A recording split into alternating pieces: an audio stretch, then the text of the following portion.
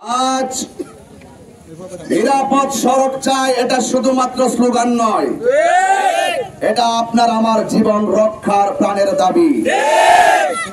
আমরা আপনারা দেখতে পাচ্ছেন আমার ভাই আলী আকবর সুমন ভাই এখানে বসা আছে, তার হাত ভেঙে গেছে রোড অ্যাক্সিডেন্টে, সড়ক দুর্ঘটনায় তার মাথার উপরিভাগ ফেটে গেছে।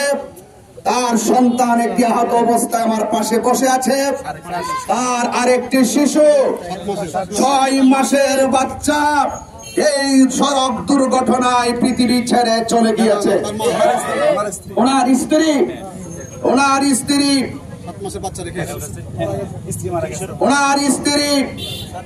6 মাসের বাচ্চা রেখে এই সড়ক দুর্ঘটনায় জীবন এই পৃথিবী ছেড়ে চলে গেছে। এটা আমরা বরদাস্ত করতে পারি না। এটা শুধুমাত্র এখনই যে হয়েছে তা নয়, আমরা দেখতে পাচ্ছি প্রতিনিয়ত সড়ক দুর্ঘটনায় মানুষের জীবন হারাচ্ছে এবং মানুষ বন্দিত্ব বরণ করছে।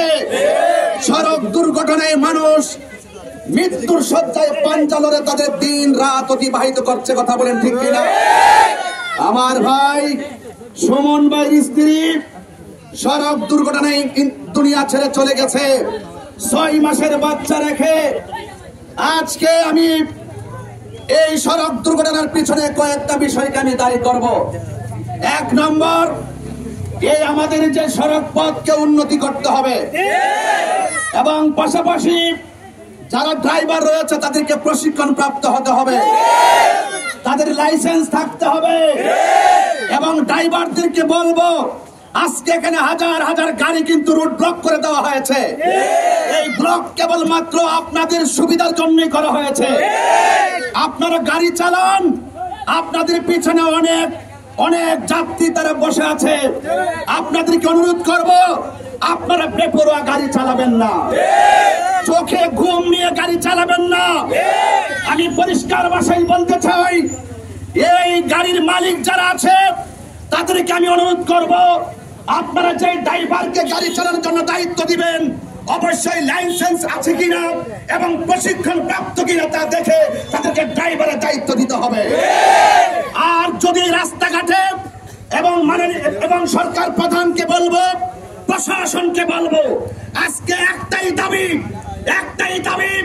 আজকে একজন স্বামী তার স্ত্রীকে হারিয়ে রাজপথে প্রতিবাদের বাসায় একটাই হবে, আগামীতে যদি কোন ধরনের যাত্রীকে এই গাড়ির চালক বেপরোয়া গাড়ি চালানোর কারণে জীবন নাশ করে এবং সুমন ভাইয়ের স্ত্রী এইভাবে যে সড়ক দুর্ঘটনায় বেপরোয়া গাড়ি চালকের কারণে জীবন দিয়েছে, আমার পরিষ্কার কথা হলো ওই গাড়ির মালিককে রাজপথে ফাঁসি দিতে হবে এবং আগামীতে যে কোনো দুর্ঘটনার ক্ষেত্রে গাড়ির মালিক যারা তাদেরকে আইনের আওতায় আনতে হবে। আমরা দেখি রাতের অন্ধকারে কিছু টাকা পয়সা দিয়ে বাণিজ্য করে তারা পার পেয়ে যায়, সেটা আমরা চট্টগ্রামবাসী আর হতে দেব না। প্রয়োজনে প্রাণের বিনিময়ে ওই প্রাণের উপরে যখন জবাবদিহিতা থাকবে, যখন বেপরোয়াভাবে যারা গাড়ি চালাবে তাদের জবাবদিহিতা থাকলেই এই আগামীতে এই রাস্তাঘাট সুন্দর হবে, নিরাপদ হবে। কথা বলেন ঠিক? এবং পাশাপাশি আজকে দেখেন আমরা শান্তিপূর্ণভাবে প্রতিবাদ করছি। আহলে সুন্নাত ওয়াল জামাত আপামর সুন্নি জনতা, আপামর জনতা, এই দাবি, এই অঙ্গীকার, আজকের আয়োজন শুধুমাত্র কোন গোষ্ঠীর নয়, এটা দেশের জাতি, সরকার, দেশের জনগণ, আপামর জনতার দাবি। নিরাপদ সড়ক চাই, জননিরাপত্তার স্বার্থে এই নিরাপদ সড়ক শুধুমাত্র রুটঘাট নয়, প্রত্যেকটা মানুষের জানকে নিরাপদ দিতে হবে এবং গাড়ি চালকদেরকে অবশ্যই সাবধানে গাড়ি চালাতে হবে। আর না হয় প্রত্যেকটা গাড়ি চালক এবং গাড়ির মালিককে জবাবদিহিতা করতে হবে। আমরা দোয়া করি আমার সুমন ভাই আজকে খুব ব্যথিত, কোন বাসার দ্বারা তাকে শান্তি দেওয়া সম্ভব না। যে স্ত্রী হারা, যে স্বামীটা রাজপথে বসে আছে, আল্লাহ পাক যেন তার স্ত্রীকে শহীদের মর্যাদা দান করে এবং যারা আজকে সে আহত অবস্থায় বসে আছে। আল্লাহ যেন তাকে পূর্ণ সুস্থতার সাথে ন্যায় হায়াত দান করে। সবাই ভালো থাকুন, সবাই নিরাপদ থাকুন, এবং আপনারা কোনো গাড়ির মধ্যে কোনো ভাঙচুর কিংবা কোনো আঘাত করবেন না। আমরা সব বরাবরের মতোই শান্তিশীল এবং বরাবরের মতো শান্তিপ্রিয়। সবাই ভালো থাকবেন।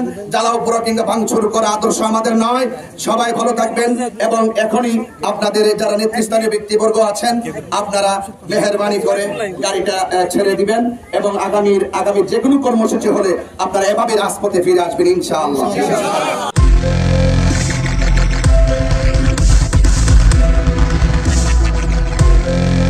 দেশি টিউব, দৃষ্টি জুড়ে বাংলাদেশ।